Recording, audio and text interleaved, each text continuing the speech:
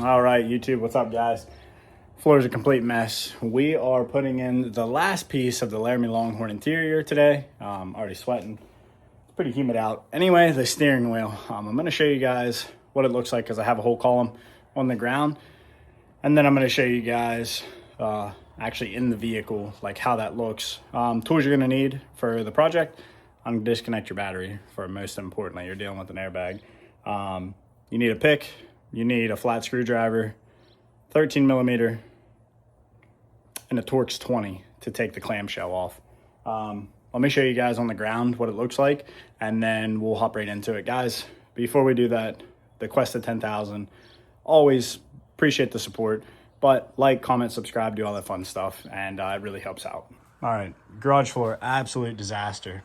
Show you guys the steering wheel, what it looks like without the airbag. So there's going to be 4 points in there that you need to pry up on your airbag, okay? This is going to be how the back of your airbag looks. Again, I'm putting this in the truck, so I'm going to show you guys too.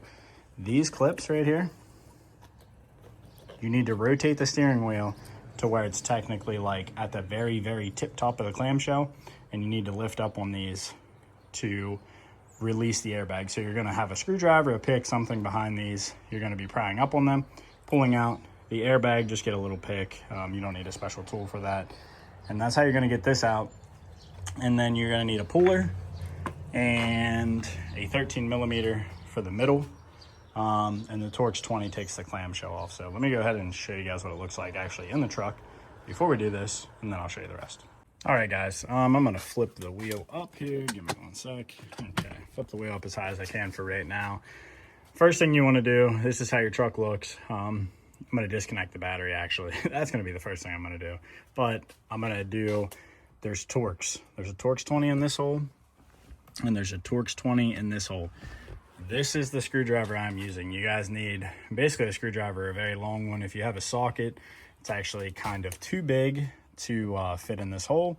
So keep that in mind. I'm going to drop the camera here. I'm going to get both these out, and I'm going to remove the top of the clamshell. All right, guys, so man, sorry about the lighting. Didn't realize it was this bad. Let me go get a light. All right, weather isn't really cooperating, so it's really dark in my garage for some reason. But anyway, bottom of the clamshell, you got a Torx 20 up here. Then you're gonna lift it from the top. Guys, the only way that you can get these airbag clips out is if the wheel, hang on, let me put the light down, is if the wheel is rotated to the top. So if you wanna get to this one, you need to put the wheel at the top. Same thing with the other one. Make sure you don't spin it a full revolution. If you do that, you will mess the clock spring up. So to get to this one, you're just gonna like take steering wheel. Obviously the battery's off right now. Take steering wheel, rotate it to the top. To get to the second one, rotate the steering wheel back to me, get it to the top. From the bottom, you're gonna do a half a revolution, and then you're gonna straighten the wheel back out to make sure your wheels are straight. Gosh, make sure your wheels are straight. This is how your airbag's gonna look on the bottom side. You're just gonna take a pick. You're gonna pry those things. I don't have a mount, but let me take that. I'm just gonna press in on those two clips on each one, put a pick behind it, and then I'll be able to get that out. Okay, this is how you're looking. There's gonna be a Christmas tree clip right here, this little black thing. That's how you're gonna look. So from this point, I'm gonna have to take 13 millimeter out, and then white clip here at the bottom I'm gonna have to undo, and I think that might be it. I think there's also one more clip on the back side for the clock, so there is at the top. That's what I thought. So let me get this 13 out, and then you're gonna need a puller, or you can do the old-fashioned we went up and down. I'm not recommending you do that. You can mess your column up, but that's probably what I'm going to try to do. All right, YouTube, going to be brutally honest with you. The connectors that I undid, I literally wrestled this wheel off.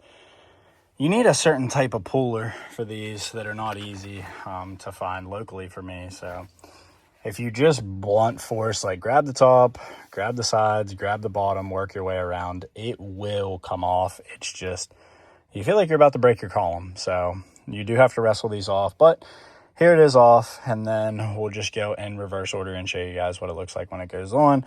I would highly recommend probably leaving the bolt in this as you're wrestling it off, just because if not, I guess the wheel technically could punch you in the face. So keep that in mind.